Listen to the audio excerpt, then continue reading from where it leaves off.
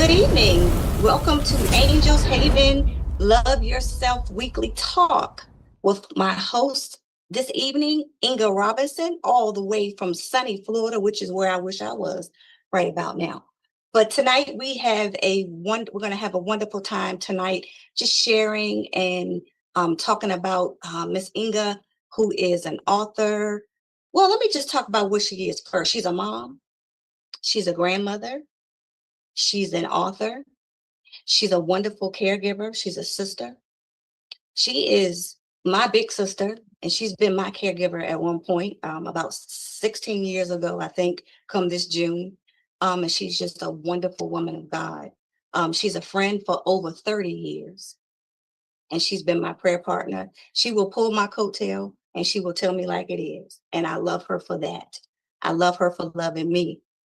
She is the most authentic woman I have ever met, who has been through some things also, and she can share those things if she like. But a little bit about Angels Haven. I am April Chambers. I am the CEO and founder of Angels Haven. We are a nonprofit organization who help individuals who have went through trauma and or domestic violence. We all know domestic violence does not discriminate. It doesn't matter your age, it doesn't matter your race, it doesn't matter your sexual orientation. It just matters that you don't suffer in silence. And so we started the support group a little over 5 years ago during a pandemic. And we know domestic violence and partner abuse was an epidemic long before the pandemic. It has been going on before time.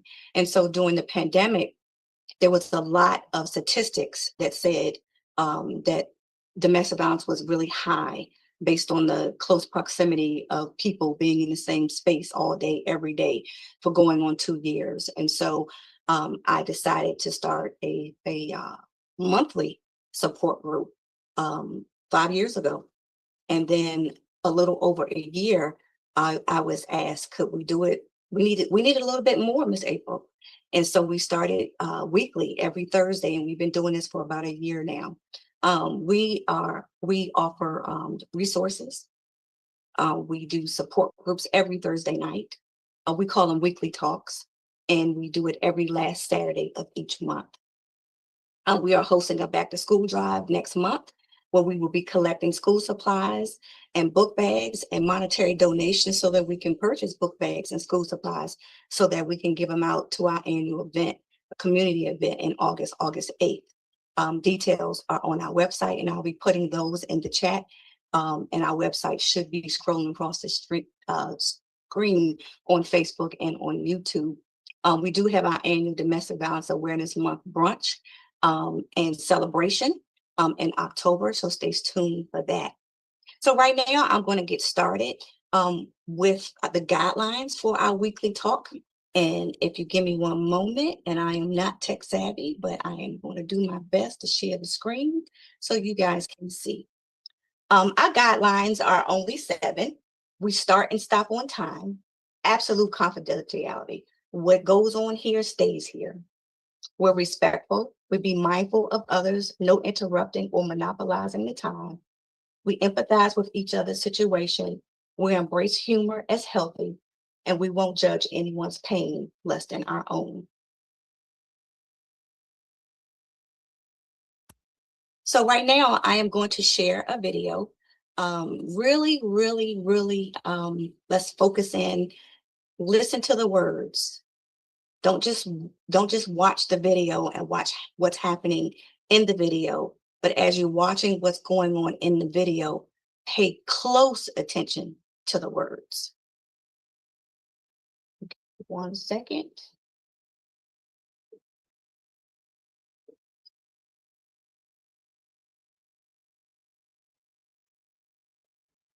Uh-huh. Yeah.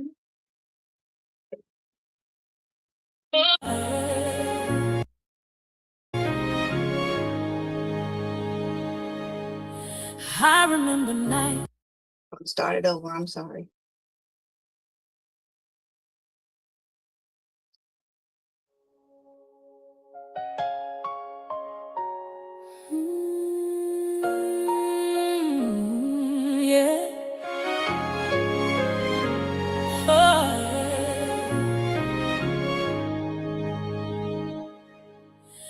I remember nights I couldn't speak, held my pain so quietly, smiled through the storm, hid the scars, didn't know how strong I was.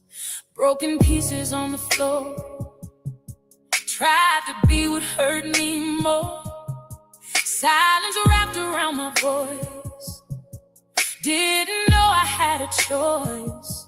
But God saw every tear I cried, every time I asked him why. In the dark he called my name, said, my child, you will rise again. What was meant to break me built the strength inside. Now I walk in purpose, I don't have to hide. Love yourself, you made it through the fire. Love yourself, you're walking in his light. Every scar, every tear had purpose. Now you rise, stronger on the other side. Love yourself, love yourself.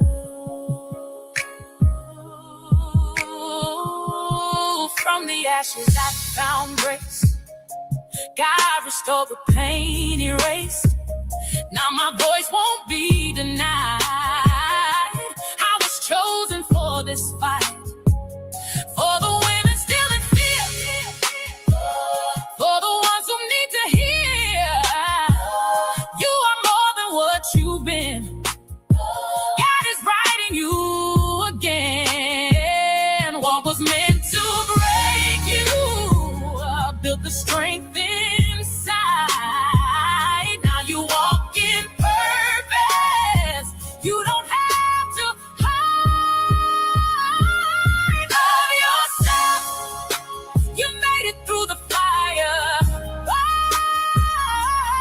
Love yourself, you're walking in his light. Hey, every scar, every tear had purpose. Now you rise, stronger on the other side. Love yourself, love yourself. He carried me when I was weak, gave me strength to finally speak. Now I stand and testify, what I lived did not define. I am healed, I am free. This is who I'm called to be. Love yourself, you made it through the fire. You made it through the fire. Love yourself, you're walking in his light. Every scar, every tear had purpose. Now you rise, now you rise, stronger on the other side. Love yourself, you are not what hurt you. You are who God says you are. Love yourself.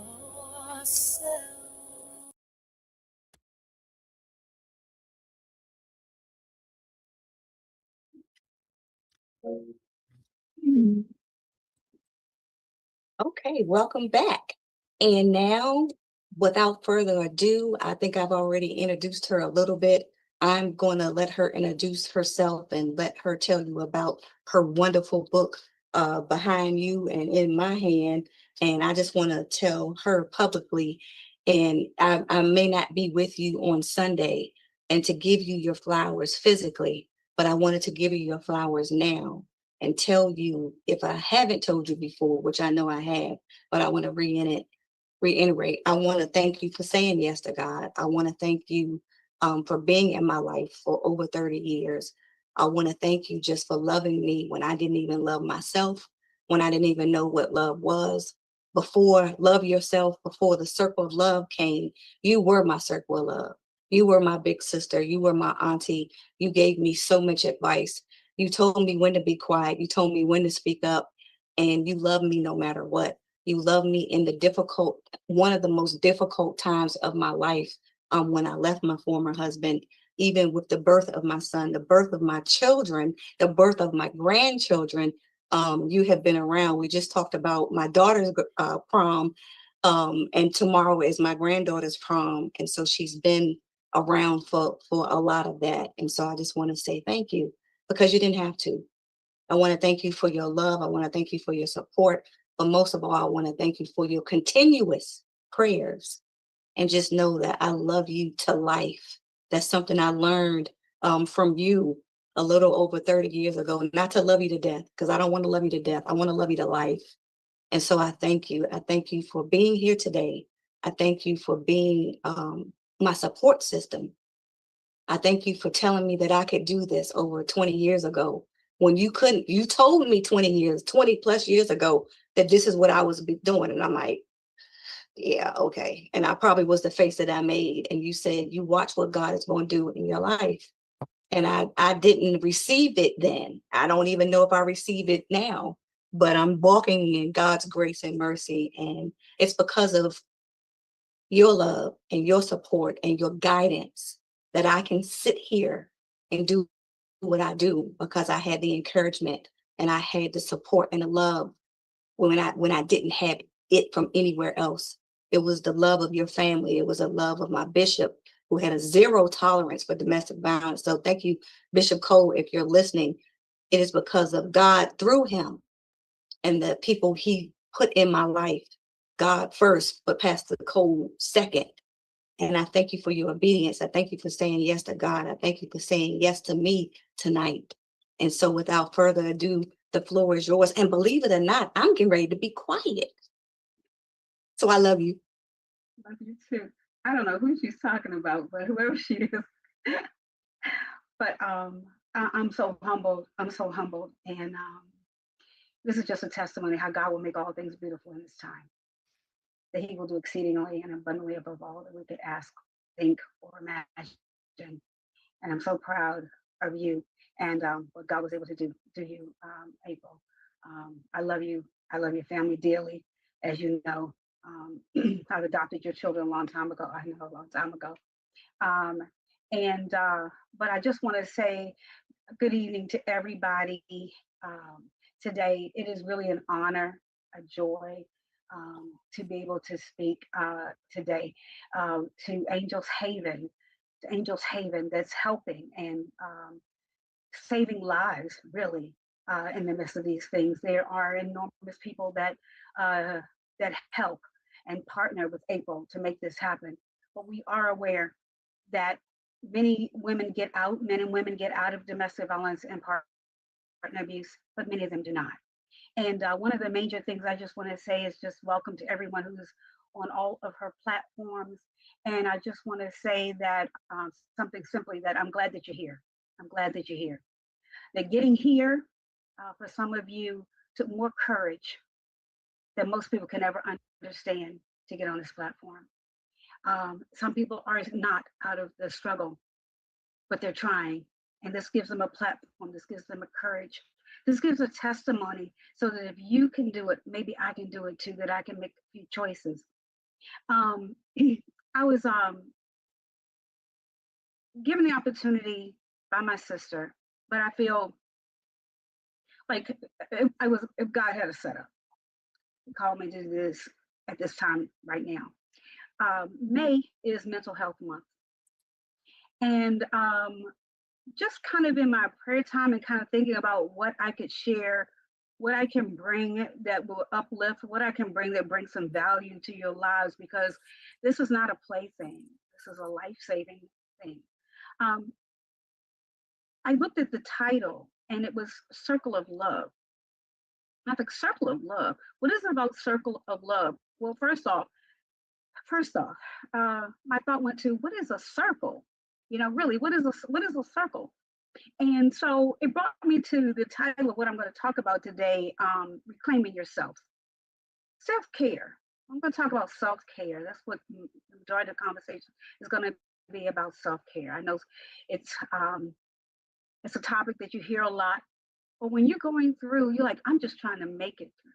Like self-care. When do I have time to do self-care? I'm caring for everyone else. I'm trying to stay alive. I'm trying to care for my children. I'm trying to care for family members. I'm trying to do a lot of things in my life. I'm trying to hold down a job. You don't know what I'm going through. And it seems like we care for everybody but ourselves. So what I like to have us do just for a moment is just take a moment wherever you are. I don't know what you went through today. I don't know what everyone's still going through. I don't know what's on your mind. I don't know if you just barely made it on the line. I don't know if you set this on your clock and you're here. But I just want to have a moment for us to just kind of give you a moment to just kind of take your breath and just kind of breathe. If you can just breathe in and breathe out. You don't have to close your eyes if you feel unsafe, but if you do, you can close your eyes and just breathe in. Hold it for 4. 1, 2, 3, 4, and exhale. Just let it out. Let it out. Do it again. Let's do it again. Just breathe in. Have your feet on the ground. Just kind of breathe and kind of let it out.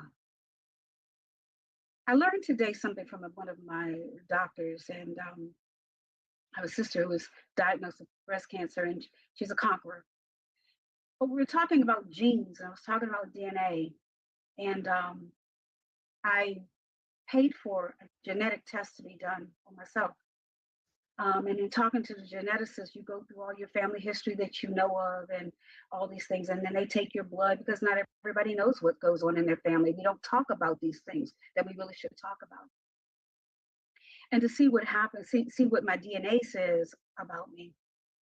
One of the things she said in our initial consultation was that even if it's not in your DNA, that stress can flip the switch and cause you to become sick. Hear what I'm saying? Stress can flick a switch and change your entire metabolism. It can reduce your metabolism. Your immune system can be depleted. It's not always that you're tired because you're tired. You could be mentally and physically tired.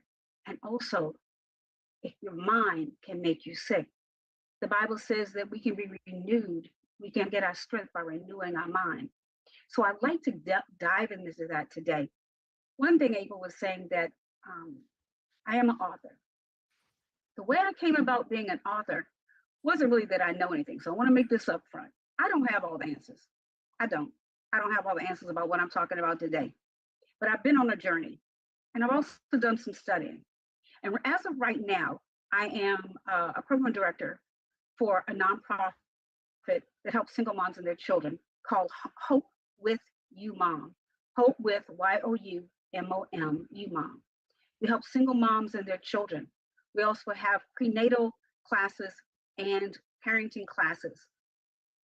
A lot of these women have come out of domestic violence situations, partner abuse. A lot of young people are dealing with that because they don't know what to do. Oh, I think he loved me, but I didn't realize he was possessive until he told me he wanted me to have a baby, and then he wouldn't let me go. There's a lot of misnomers about what happens. Nobody asked to be abused. Nobody asked to be abused. It's not because you were too young. It's not because you were stupid. It's not because you should have seen the red flags. We concentrate so much on ourselves that we're the blame. We're not. Predators are who they are. Narcissists are who they are. Abusers are who they are. You're not too stupid. You're not dumb. You didn't quite understand.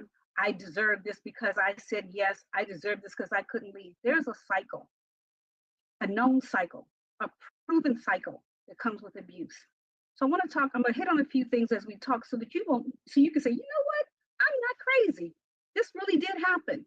This really was what happened. This is how I felt. Oh, this is why I didn't do that. I cannot emphasize to you during this mental health month how important your mental health is along with the rest of your health issues. Extremely important.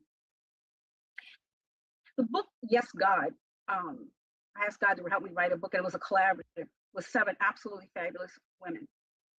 But it talks about what happened when I finally said yes to God. I want you to know that that's one of the hardest things in the world, is to say yes to God, even though it should be easy. The hardest thing is because our will is to do what we want to do and not yield to God. We're worried about what other people think. So we may not do what he asked us to do because it sounds crazy. It sounds unethical. God says his ways are not our ways. His thoughts are not our thoughts.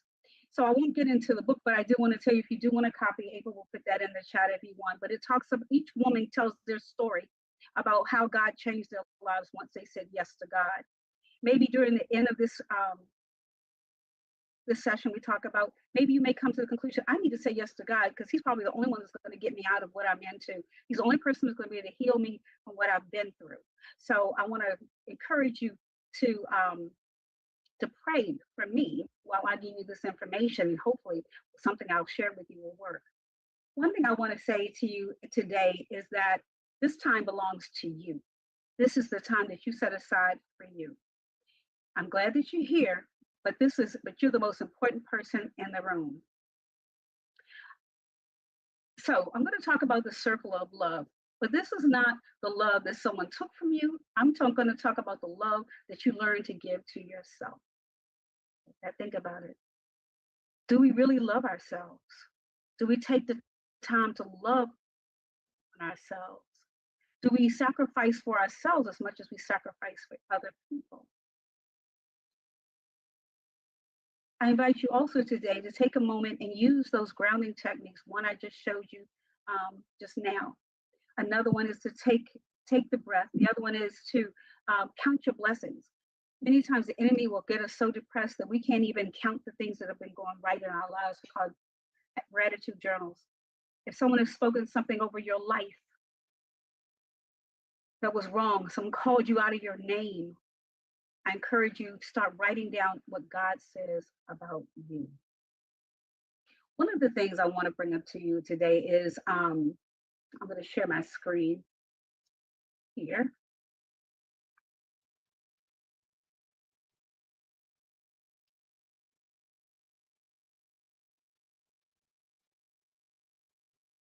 And feel free to ask questions and put your name. You can also use the comment section for questions. Yeah, I have a question. I'm sorry. It's just to Renee.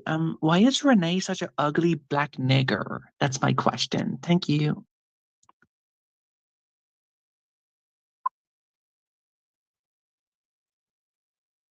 Can we take that person off the line? Absolutely. Why would you get rid of me? It's just Renee is such a fat, ugly nigger. And you too, Inga. You know, you need to consider losing some weight, you fat nigger bitch. Fuck you. Thank you. And again, I'm fearfully and wonderfully made in the name of Jesus Christ and in his image. So I'm quite fine with all of that. I think someone has gotten control of your screen, your website. No, I'm just writing my favorite word on the board. I hope you don't mind. Thank you.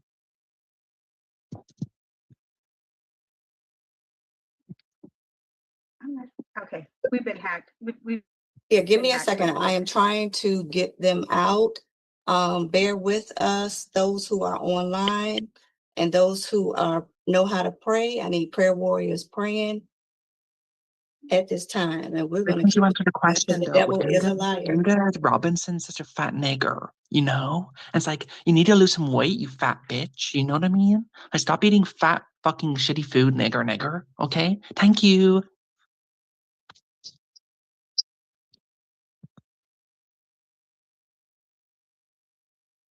Yeah, whoever that was. Okay. Have mercy in the name of Jesus. Yeah, Lord, honestly, protect this line, Lord, in the name of Jesus. Protect this line. April, protect this whole platform right now. Protect it. it's gone. And I believe they hacked in to my pastor, David Collins. So I'm offline. So I'm gonna get in contact with him and let him know he's been hacked. So keep going, Inga, because he's April, you go ahead and do this right now.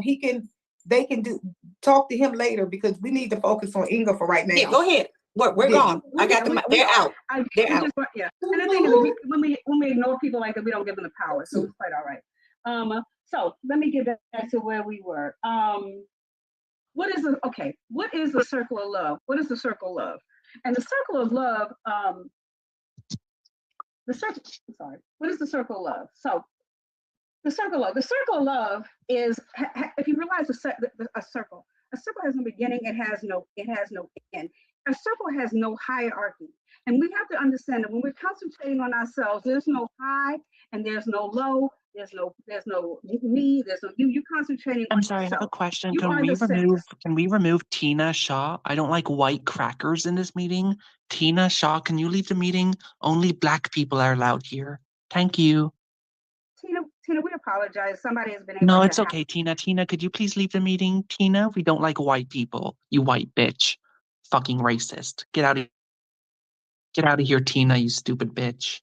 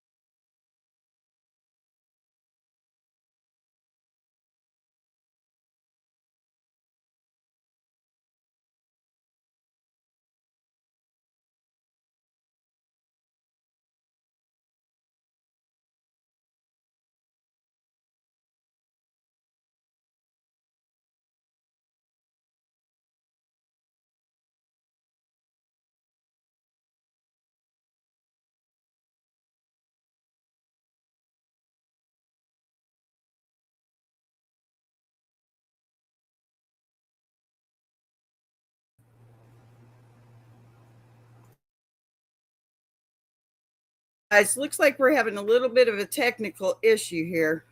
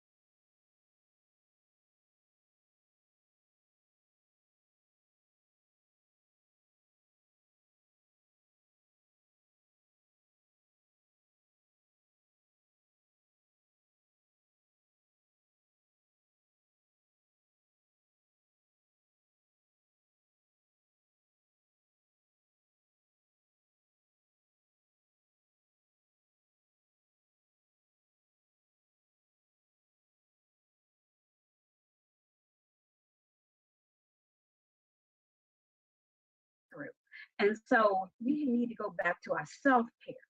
We want to do that so that we can ground ourselves, because sometimes what we imagine and what's the reality is not always the same. Have you ever gotten yourself thought about something so much that all the scenarios that you fear, you get yourself so wound up that you just know this thing is just going to be awful. And then when you actually get to it, you realize, oh, it wasn't as bad as I thought. All the scenarios I had in my head, it really wasn't that bad.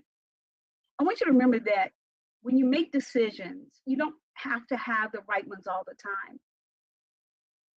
I am the oldest of 4. My family was broken and my father was a single dad. I myself felt that a lot relied on me. So I had this kind of fear of failure. If it wasn't going to be perfect, I had a fear of failure. And sometimes, and often, it made me appear to be procrastinating because I was scared to go right. I was scared to go left. If I do this, if I do that. There's something called decision fatigue. And many people who are in domestic violence situation or partner abuse, because everything is unstable. If you do it one way, you'll do it the other way. There's no right, because the person will decide what's wrong, and the bar keeps moving, the standard keeps changing, whatever you're going to do.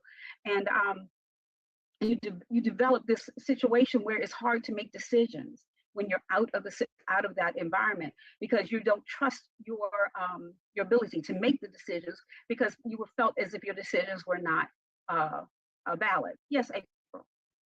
And I'm not going to say the who, but there's a message in the chat. It says, I have a psychiatrist and therapist. Husband is an alcoholic and abusive. I have shared my story and I have PTSD. Can you speak to that as well? Absolutely. This is a good point. This is a very, very good point. PTSD, or trauma responses, they're not part of your imagination, whoever's saying this, okay? I want you to understand this happens to more people, almost everyone, to different levels and different degrees. The triggers are developed from trauma, okay? So alcoholics or people with addictions are in love with that addictive thing. And when they have a addictive mentality, they can be manipulative and a lot of things to get what it is that they want. And so they're unpredictable. Your response is not uncommon, especially with people in violent situations or abusive situations, because you're walking on eggshells. You don't know when it's coming. PTSD, or trauma responses, are not understood by the people that watch. Sometimes they don't know what they're looking at. And I think one of the worst things ever is for people to judge other people for situations they do not understand. If you are ignorant of the cycle of abuse, one should not speak on it. April mentioned that the church that we belong to, Pastor Rex Cole, had every member of his ministerial staff have domestic violence training. A person can see someone who's being abused and not know the signs and walk right past it and not have the slightest idea what they're looking at. You can give advice to someone and hurt them because you don't know what you're talking about. It is very, very important to understand what it is that you're looking at. There are a couple of things though that are important. I know it may, and there are a lot of variables of which I may not know about your situation. So believe me, I'm talking in general, okay? Talking in general. The ideal situation is to remove yourself from the toxic environment. You cannot heal in that environment. There was a story I read recently. It was kind of talking about being in an environment or being in good soil.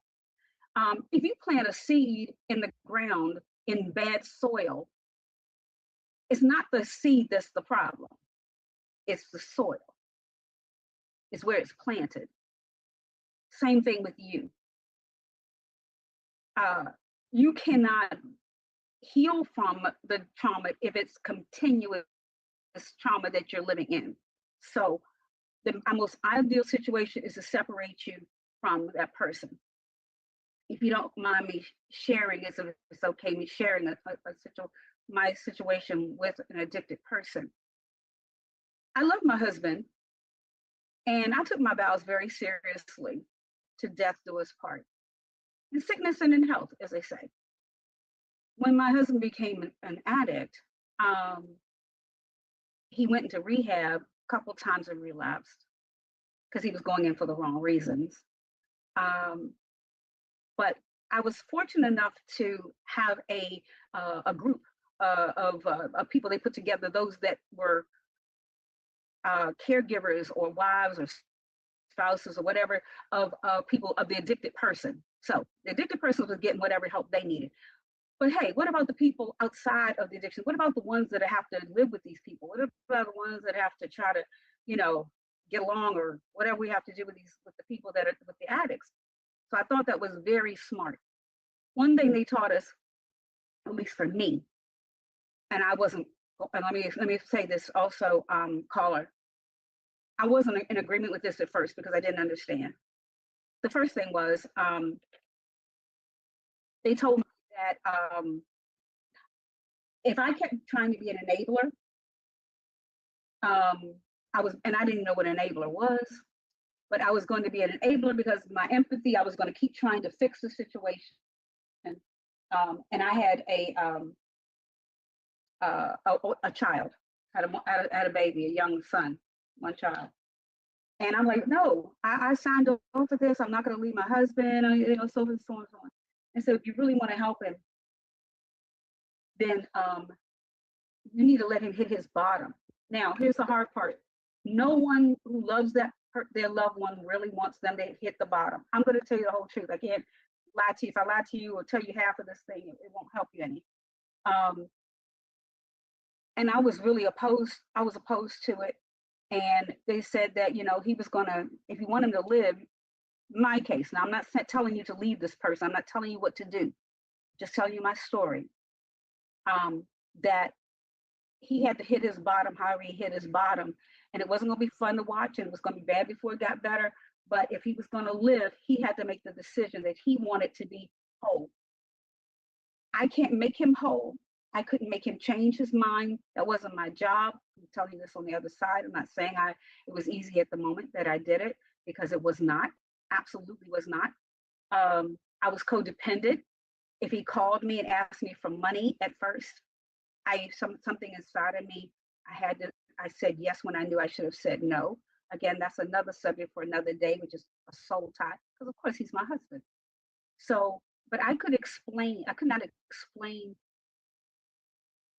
the attachment and why I couldn't bring my mouth to say no, and I was going to kill him. Fast forward, however, I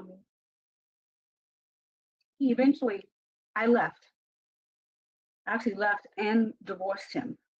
I didn't know whether he was going to understand what I did. Now, let me be back here. I prayed my way through this. I asked God what was the right thing for me.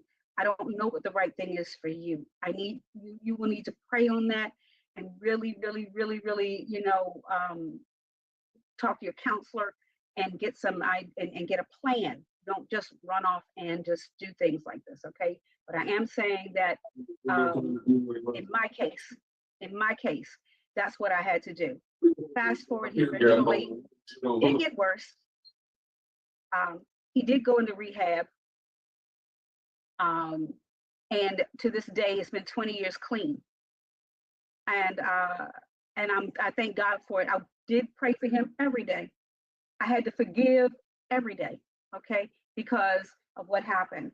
But I am saying to you that the PTSD is real. The stress is real. I'm glad you're getting your mental health counseling. that you need. But the ideal situation, if you can somehow remove yourself from the toxic situation that you in, you can't um, you can't fully heal in that place, but God can has the ability to heal him. I don't know. Does he understand that he's an alcoholic? And I don't know if they can tell me. We'll have to talk on that sidebar. Maybe we can do that on a sidebar. I don't know. I can't see the comments. But April, did you want to add to that? I think I saw your hand.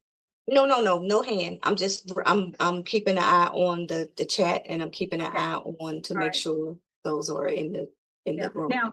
Now, one thing I will say to the caller is what you're doing is very important. Let me add this: we can't change anybody. We can't heal anybody. We don't have that capability of saving anybody.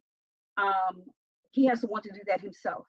But you are doing the right thing for yourself, because the only thing you can do is heal yourself and do what you can do and do what you need to do, your own self-care. That's very, very important.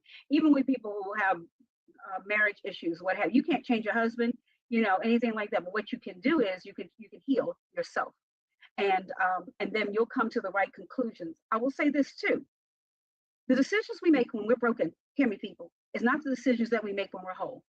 You cannot beat yourself up about a decision that you made when you were in a broken state. That when you get on the other side, you will no longer make those. You will never make those decisions. Those pickers are wrong. You know what I'm saying? The decision making process gets hard because he's now this the part of your brain, that frontal lobe I was talking about, the decision making part, has now been hijacked pretty much. But you're doing the right thing to go to a counselor and get professional help.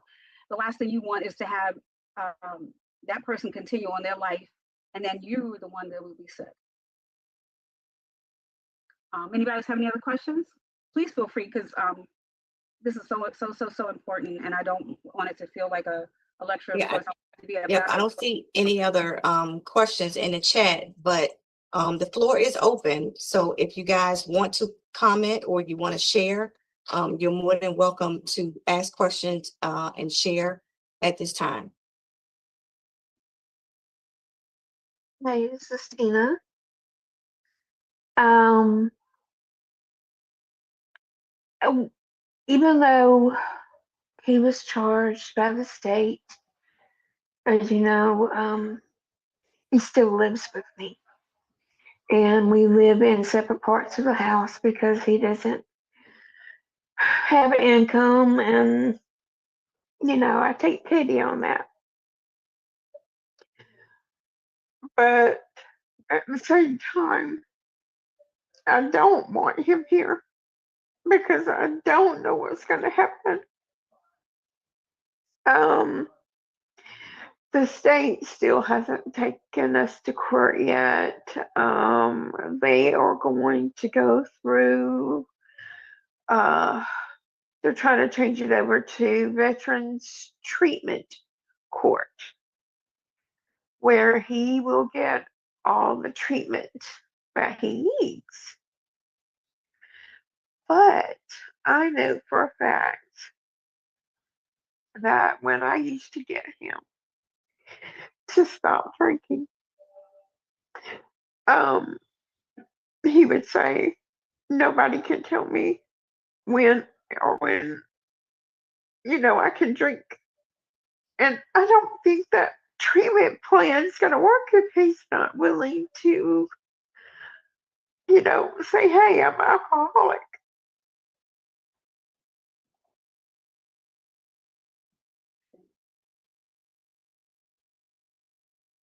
And all this happened back in February, and only he can heal himself. You can't take people where they won't go.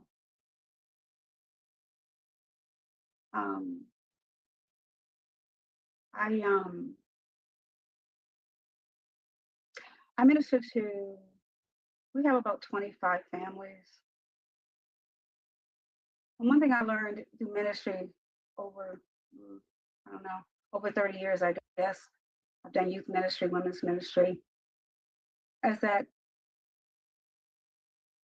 you have to want to be healed. I don't know where, and people don't have to necessarily on this call, you don't have to be a Christian or anything of that nature. But I can only speak to what I know. You know, when you look in the Bible, Jesus asked, what did you want? Right? When, you know, what do you want? I want to be healed. What do you want? I want to walk. If he doesn't have the faith to for it, he can't get it right now. He has to get to a point where he has to want it one way or another. Do you think by him being in the house, it keeps him from addressing the fact that his life is out of control? Yeah, I do. Like I said, he doesn't have income. He says his family won't take him in. And I have so many health issues, and it's not helping. Are you That, choosing you, Tina? Are you yes, choosing? yes, Are you yeah, choosing? me and my boys. Okay. You know, how do I put this? You can't make him well. You can't love him well, even if he gets sober for a moment, if he's not willing to do so. But I would pray about this and look at it carefully as to whether him being in the house helps him or not. And I mean this like in a hard look about whether it's helping him to get to the place where he realizes his life is unmanageable, and that's what they say in AA, and that you know, that he needs to make a change. And if he is, then, you know, it's one thing. But if he's not making the change because he doesn't have to take care of himself, he doesn't have, you know, you're taking care of him, so he can do whatever he continues to do. And sometimes the abusive situation is one. Okay, so let me say this. I hope I didn't leave this out. Abuse is not wanting to hurt somebody. Abuse is about control. It doesn't Right. even have to be physical. If someone wants to have control, that's what they do. That's why they abuse people, to take control of them. And you have to diminish a person a bit so that you can control them. So what they say, or to call you by your name, or hitting and pushing and whatever, all those things are to cause the person to comply. Right. So My psychiatrist and therapist call him a narcissist. that adds to it. That makes it even worse. The narcissist, if he's been, I don't know if he's ever been diagnosed with that, but narcissistic tendencies, and combined with alcoholism, and also that doesn't mean someone will abuse somebody physically, but in his particular case, it sounds like that's what you're telling me. Then those are situations that are dangerous for you. Do you feel that this is something that your children should grow up seeing and in? No, they are actually mentally disabled. They're in their 30s. And they were the ones, my youngest one was the one who called the cops the day that he hit me. It was the first time he had ever hit me, but the therapist, you know, I was getting flashbacks, and a therapist, and she had me write down everything.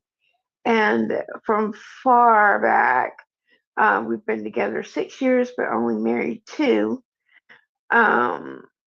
It was just like he always had to be in control, where it was money or where, you know, what I was doing, where I was going. Tina, let me ask you a question. Do you have a domestic violence advocate through the courts Yes. in reference to this case? Yes. And are you in contact with her, and has she given you a safety plan so that if something transpires, you have access to phone numbers, neighbors that have a safe word, family members that possibly have a safe word, so that if you are in a non-safe situation, that you're able to get safety, and or that the police will be able to get to you quickly. And Sonia, I do see your hand, so just give me 1 second. But I want to make sure that, and Tina, I applaud you for continuing to come on Thursday nights and get the support that you need. And as Inga stated, you being taking care of self-care, taking care of you with your mental health is very important. And I know that you are caregiving your 2 adult children that need you as well. And that's why as you know, we talk about often when you're here, as I want to make sure that you're safe. And I want to make sure not only is your mental safe, but your physical is safe. So we can talk offline, but I do want to make sure that you are aware of, and that you're advocate, because I know you're not in the same area that I am. You're hundreds of miles away. And Right. so I have done some research, and I want to make sure you have what you need in your area, so that if in fact something does happen, and I know we talked about that it's typically when he's drinking, and right now he's not. I got that, but I want to make sure that if in fact he does start, what is your plan? So we can talk offline, but I want to make sure that your advocate is aware and that you are in contact with them, because that is a part of their job also, with the courts, is to make sure that you and your children are safe. Sonia, I saw your hand. Did you have a comment or question that we can address? I was going to just comment. You hit the nail on the head about her safety, April, because I work with women like this, and her safety is the most important thing. Is that she has the right numbers and all of that. That's all I wanted to say.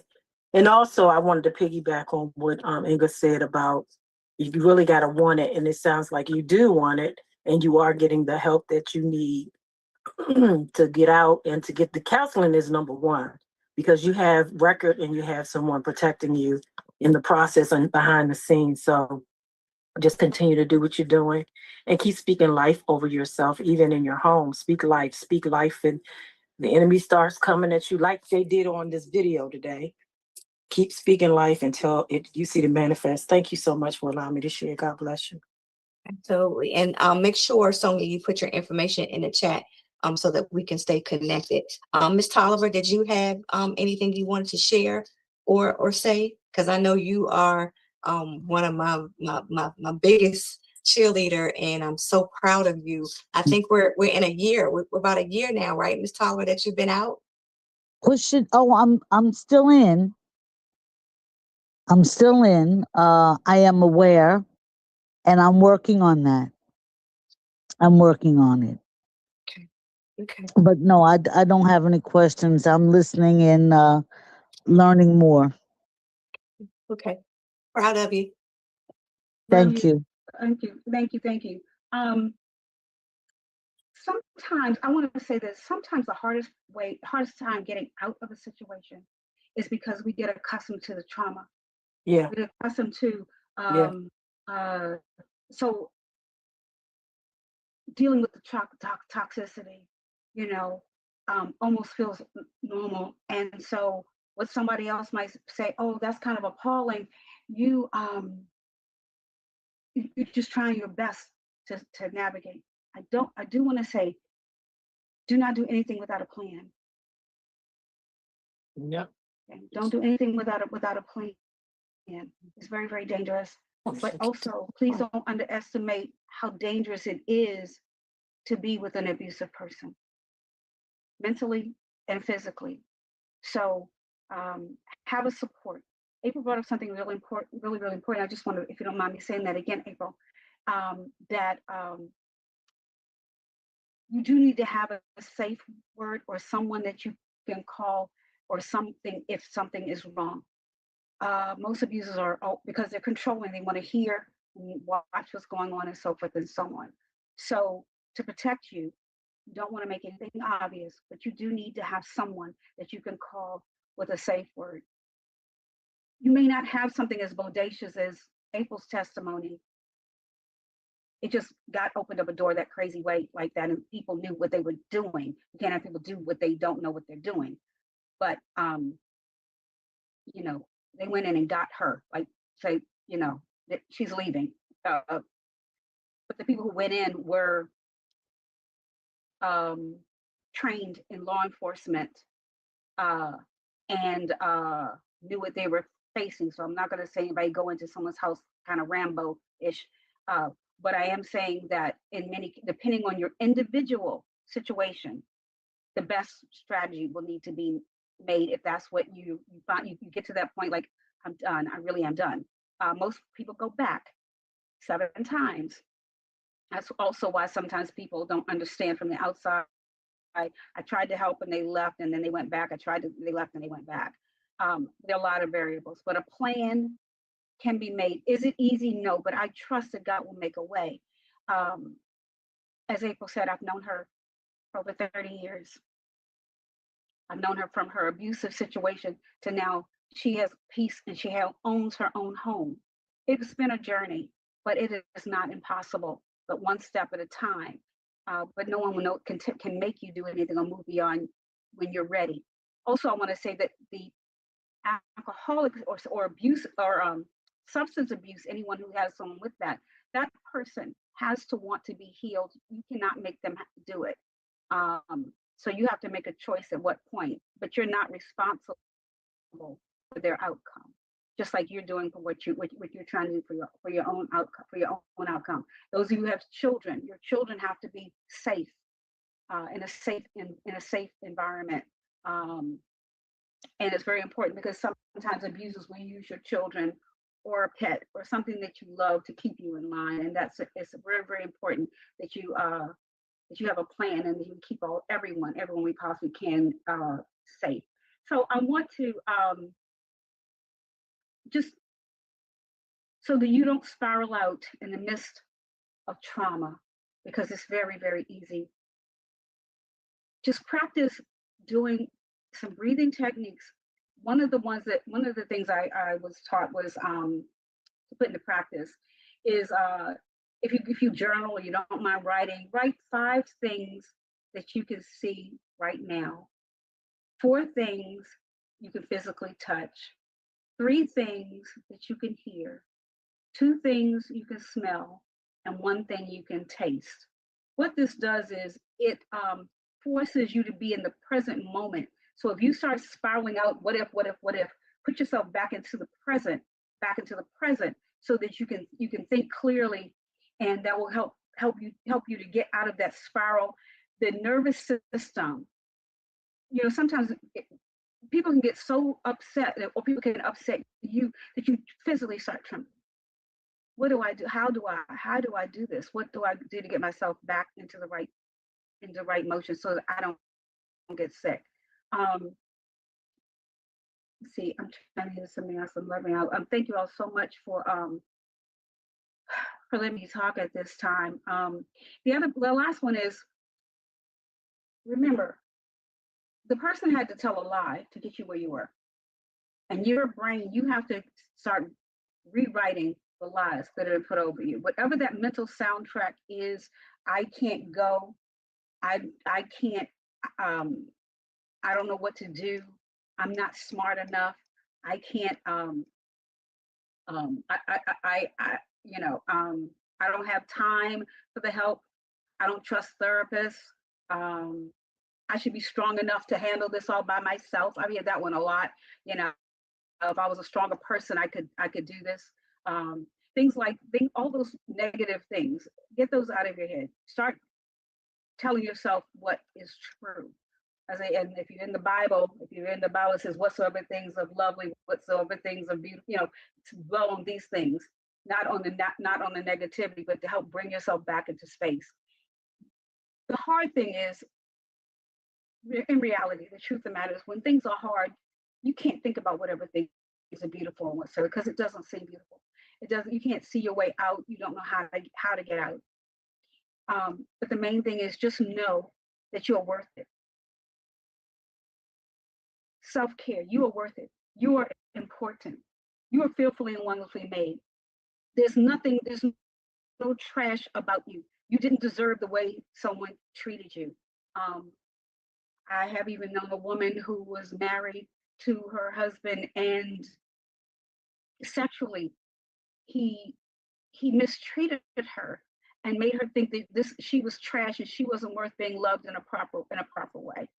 So get the therapy that you need for you. There are organizations that can help you.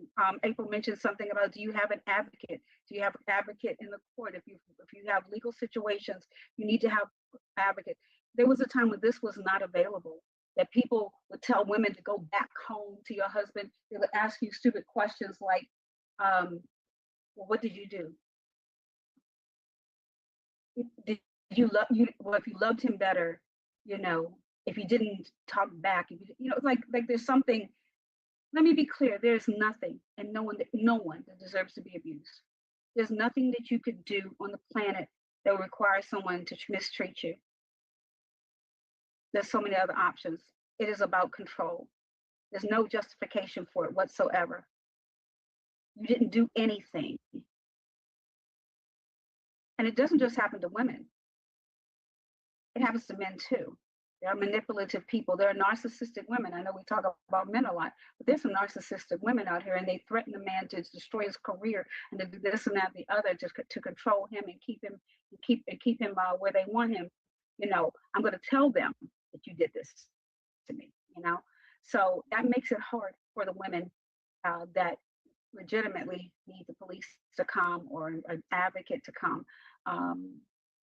But it is important that you speak your truth. These platforms give you places to go and people to talk to. If there are women in the spaces, I encourage you with April, if there are people in the spaces that don't have a support, but they need somebody, April's number is available 24/7. Talk to her and get a safe word, you know, that in case something should happen and you may need to call somebody, because what can happen, you can call someone. It's this simple. You call somebody and you just say the safe word. They won't even know what it is. What does it mean? That way they'll know that you don't have to say anything. There's no sentence. There's nothing that will have the person alerted that the police are coming or that you're in danger. You can talk to her about that. You need to be in a safe space. It's important to be in a safe space. So often you think you can handle it until it goes awry. You need to be in a safe space. Is it going to be difficult? Yes. Maybe not as difficult as you think, but yes. Is it doable? Absolutely. Let me say, to have a peace of mind and to be in a safe space is self-care. The self-care can be more valuable than any material thing you could ever think of in your entire life. I'm now in a safe space. I've never had anybody hit me, but I can tell you that I was in a very vulnerable space. When you're broken, you're very vulnerable. I was in a very vulnerable space after my divorce. I've never actually told the entire story, but I met a friend, an old friend that I used to know. I got with him because I was scared, because I was by myself, a single mom. I stayed way too long. I allowed too much verbal abuse to happen. Calling out my name, blowing up my text messages, long text messages, cussing me out from here to yonder. If that happened today after healing, and believe me, I went to counseling. I'm not trying to lead you someplace I didn't go. Okay, I'm not going to tell you to go to counseling and I didn't go, and no. I went to counseling. I had to heal. I had to heal me. I had to do some forgiveness. I had to do some soul searching. I had to purge a lot of things. I had to get rid of some people. And I told God, oh no, what's he gonna do? Reminds me of Tina says, but he doesn't have a job and he needs me. God didn't call us to be martyrs. He didn't ask us to be martyrs. That martyrdom syndrome hit me. I said, but what are he gonna do? And he doesn't have these in between jobs. And I invited him to come into my house. The person who cussed me out up and down, up and down, up and down. It's crazy. Infidelity, everything. This wasn't my husband. This was the second go around. I hadn't healed. I hadn't healed. I was in a place, I was in a very vulnerable place. That was verbal abuse, and I had not identified what was happening. That's the scary thing. You can identify, some people can identify if someone's hitting you or pushing you or you've got bruises.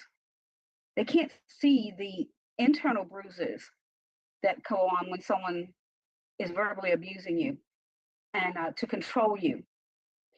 Excuse me. So when I finally came to my senses, as you say, I came to a more healed place, a place of understanding, a place of and allowed my mental health counselor to help me heal me, understand my self-worth, understand what was important going on in my life, understanding what God had prepared for me in my life, understand that I had a purpose beyond what was happening, and this was not it. I did what I had to do, finally. Trust and believe. When I say this, I don't want anybody to think that I'm making it sound easy. I was in this thing way too long, way too long. I wasn't even married to the person, and I took it, like I took it. Should not have done it.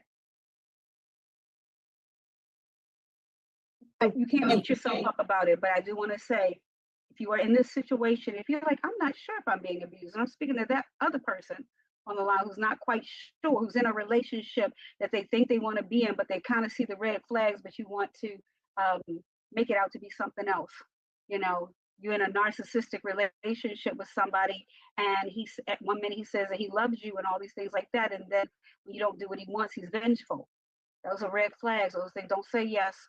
You know, there's a lot of that. That's how it begins. You think, well, he's telling he was going to take care of me. Whatever he's telling you, if it doesn't match to what he's showing you, are you being love bombed at the very beginning? And then as soon as you say no about something, the true colors come out.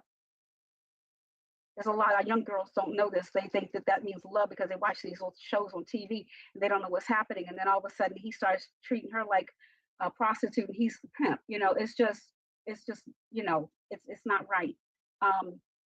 So I want to say, April's going to give you all probably, I'm sure on her website, she's got a whole bunch of websites and things that can help you talk to other women. And, but I'm open for any other questions, but the last I want to say is care about you, put yourself in the center, make yourself a priority in this. God doesn't love somebody else more than he loves you. You are a priority. You are worth saving. You are worth loving the right way. So I hope that I hope this helps. Say yes to God. Say yes to his plan.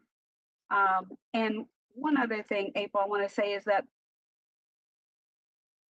when I first left, I had gotten this little plaque. It was and it had the scripture from Jeremiah. I know the plans I have for you, says the Lord. Prayers, right? Plans not to harm you, but to give you hope and expected end.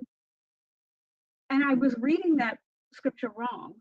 I really didn't ask the right questions. I was like, I know the plans I have for you, saith the Lord, but I didn't even, I skipped right over that. I skipped right over there and said, okay, well, God's gonna help me. Okay, he's gonna give me this. God give me this. God give me this. Here's my plan. Bless my plan. If this helps anybody. If I told you I had $100,000 for you, the first thing you'd ask is like, how do I get it? What is your plan? I never asked God what his plan was. I was not doing self-care. I was deciding that I had a plan, the best that I knew, and asked God to bless the one that I had prepared. Ask God what the plan he has for you, because his plan never fails. Never fails. Once I said yes to God, to his plan, even if I didn't have all the answers, I knew whatever he's telling me, as much as he could trust me with, was going to work because he's capable of making it work. If it's his plan, it's going to work. My plan, not so much, might not. Once that started happening, everything in my life completely changed. Where I was going to live, what I was able to afford, the people that came in my life, what my purpose was, what I was, the giftedness I had, the people he brought to help me get to the point that I need to be. We cannot do this alone, people. Everybody needs somebody. And so if you have a plan or you don't have a plan, but you know what you want, I pray that you will reach out to Angels Haven, reach out to April, reach out to an advocate, get a plan, but above all, ask God what his plan is for your life. He'll open those doors and make favor come upon your life and your children. I'm going to be praying, Tina, for you and your boys.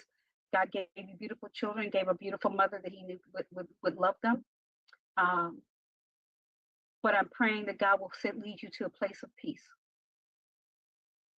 and safety. Thank you, April. I appreciate the time, and I love you women so very, very much. This is my calling, to watch God transform women.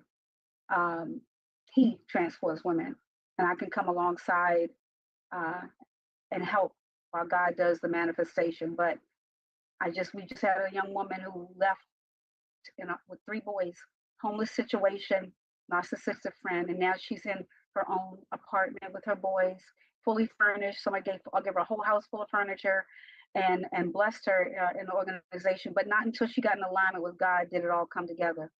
And once that happened, everything else has come to pass for her in the most miraculous way, really. And Miss Arlette, I see your hand.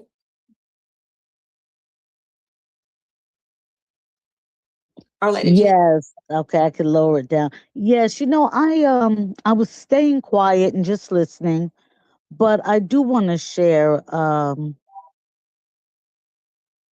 I'm actually stuck in this place at this time. It's pushing up on a year for me to be in this group, and there's so much work to do, a lot of self work, to learn to put myself first and to get over so much of the trauma. But I don't want to get too deep into that. But right now I am, my husband has narcissistic tendencies as well. And I have 2 people that I care for that are mentally ill. They can't really live on their own, but they say that they don't want to go where I'm trying to go. So now my dilemma is, well, maybe it's not a dilemma. I've chosen to make it one. What do I do with them? Now I have to put myself on hold to try to find something that they're going to want to, a place that they're going to want to stay.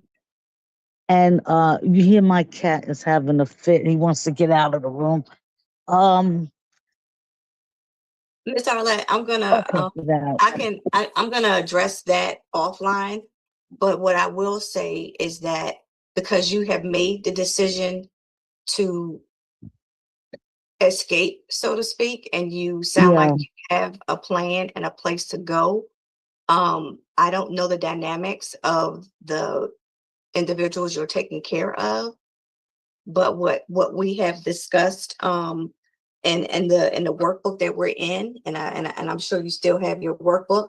Yes. And we're chapter 7, and I want you to remember some of the things we have already gone over, which is self-love, and that we can't always take everybody with us, and sometimes we have to do what's best for us. So I'm going to leave that right there, and then I'm going to call you off either later or first thing tomorrow. But I do think you are making the steps and you're taking the right road on what your plan is. And I would say to you to continue that plan and don't let others deter or distract you from what you know you need to do. And so, and I'm going to talk to you offline. But what I want to Okay. close with is this. Trauma is unresolved pain. It hums in the background of our lives and it robs us of our faith, joy, and our peace.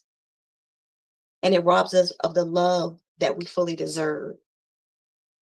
So, Miss Arlette, that's really my answer to you. And I'm going to read it again. Trauma is unresolved pain.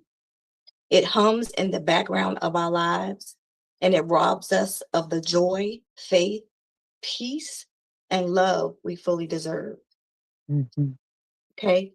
And so when we are still in our situations, whether it is an emotional abuse, a verbal abuse, or a physical abuse situation, or sexual abuse, it could be financial. If we're still in it, that's God's grace and mercy that we're still here to be in it, right? Mm. So while you're in it, while you are developing your plan, make sure that we have a plan and that it is safe. And we're not discussing it with those who can disclose information to our abuser. And we want to continue with prayer, but wisdom, right? Yeah. Okay. We want to remember that we are fearfully and wonderfully made, but we also want to have wisdom and make sure that we're doing things that are going to be safe to yourself and for the individuals you're taking care of. And so pray for discernment. Pray that God can show you signs so that if you need to get out quickly, you can, and that there is a way to get out with you and the individuals you're taking care of. And this is Mhm, why mhm. it is important that you have people that know what's going on and that you have advocates so that if you need to get out first and then go back for the people that you care for, that you can do that. But you need to have a plan for that. And you need to plan for that. Not only have a Okay. plan for that, but plan for that. So Okay. whether we're writing out scenarios to say, if this happens, what am I going to do? If he gets drunk again, what am I going to do? If he gets physical, what am I going to do? And then we want to speak Mhm. life into our situation. I know everyone on this line, I can't say personally, but I will say personally because we've been family for a year or more. And so I know you know the word, I know you know prayer, and I know you know God is your refuge. So I need you to tap into that. But I need you to Mhm. speak life into your situation. And I need you to have advocates and people around so that if something happens, one, you have somewhere to go, and two, that you have the courage and the faith enough to get out and to get out quickly. And that may mean I have to leave right now and come back. I may to leave right now and get the police and go back and get my loved ones, but I need to get out. So we Right. need to be thinking about that. And if it's verbal, I understand, but that verbal sometimes can be more damaging than the physical because that lingers. But I know you guys, I know you ladies are doing the work with your therapist, with being in classes, with coming here weekly. Keep doing it. Keep doing it so that when you get the courage, and not just the courage, and with sometimes the means and the ways to go, you can. Everybody's situation is different. My situation was different. I stayed in it for 15 too long years, and Mhm. I've been out 20 plus. And trust me, if I could get out after 15 years of all forms of abuse, physical, mental, sexual, financial, all of the above, if I can get out, I know you can too. And I know it takes time. It took me 15 years, and I'm praying it doesn't take you ladies 15 years, or men who are on the line listening, that it takes you 15 years, but it's okay because you're still here. But a plan is important, right? Speaking life into your situation is important. Even if you can't get to a therapist, self-help books are important. If you have apps, there are mental apps you can go, self-relaxing apps, which is what Inga did in the beginning with the relaxation, to quiet our minds so that we can focus, Sometimes it's so much stuff going on, especially those who are caregivers. We can't focus on us because we're taking care of everybody else. But sometimes, like Inga said, we just have to ground ourselves and just be still and breathe so that we can think clearly. So it's important to journal if you can and do it safely. It's important to have scripture that you, even if it's one, just one, meditate on that. I'm fearfully and wonderfully made. Keep saying that. I had stickies all over my house until I got it embedded in my heart and in my brain. And I believe that you ladies are doing the right thing and you're on the right path. And I guarantee you, weeks, months, or years from now, you're going to look back at this and you're going to be helping somebody else. I guarantee it. I guarantee it. So we're running a little bit over time, but it's okay because we can be here until the middle of next week. But I thank you, Inga, for being here. I'm hoping she'll do a part 2. So I want her to pray on that. So that we can come back and revisit some of these things and go over some of these things. Thank goodness we were only hacked for a couple minutes, and he did not want this word to go forth. He didn't want this night to go forth, but you know what? It did. And I know it helped me just reiterating some things, reminding me of some things, to remind you, ladies and gentlemen, of some things. I'm proud of you ladies for continuing to show up, for continuing to go to therapy, for continuing to have a plan, and Miss Arlette for making your plan, and you're on that road. So we're going to talk offline about that. Tina, I know your situation. It appears things are calm right now. Thank God. I pray that they will stay calm, but I do want you to have things in place in case they're not. Okay, and we can talk offline on that too. What I want to do is wish all the women who are listening a happy Mother's Day. If this is a hard day for you, think of good memories for your Mother's Day, and just celebrate the women in your life that are still here. If your moms are not here, celebrate the women that are here. The aunties and the moms in your life, your prayer partners, your friends. Celebrate them, and let's make new memories. And let's just love on each other, and most of all, love on yourself. So I am going to close tonight, and I just want to thank Inga again for being a blessing to me tonight, for being a blessing to the women tonight. And I'm hoping that I can convince you to do a part 2. Whatever you want, if you got it. And also, if you cannot afford counseling, there are places. Celebrate Recovery is a good place if your church has it, or other churches that have Celebrate Recovery. It's a wonderful ministry that works pretty much the same way, but it can help you through. But you can also meet people that can help you navigate and also be safe. If you need someone, it's very confidential, but it's wonderful. So you just get the help, and also it was wonderful that you all are doing what you're doing with the healing book, self-help book. Yeah, and we and for those who are listening, we are here every Thursday at 7 p.m. Same username, same password, every last Saturday of each month. If you need resources, please reach out to angelshaven.com, and that's how you spell it in the back, but it's angelshaven.com. Follow us on social media, Angels Haven. If you need to reach me, 301-246-3131. If it's safer to email, it is support@angelshaven.com. And either way, or either however you reach out to us, we definitely will get back to you. Whatever you need, if we can't find it, we'll make sure we get it to you. So until next Thursday at 7 o'clock, be safe, love on yourself, and have a happy Mother's Day. Love you guys, and I'm going to stop recording. The recording has stopped. And I believe the live has ended. So I think we're not live now.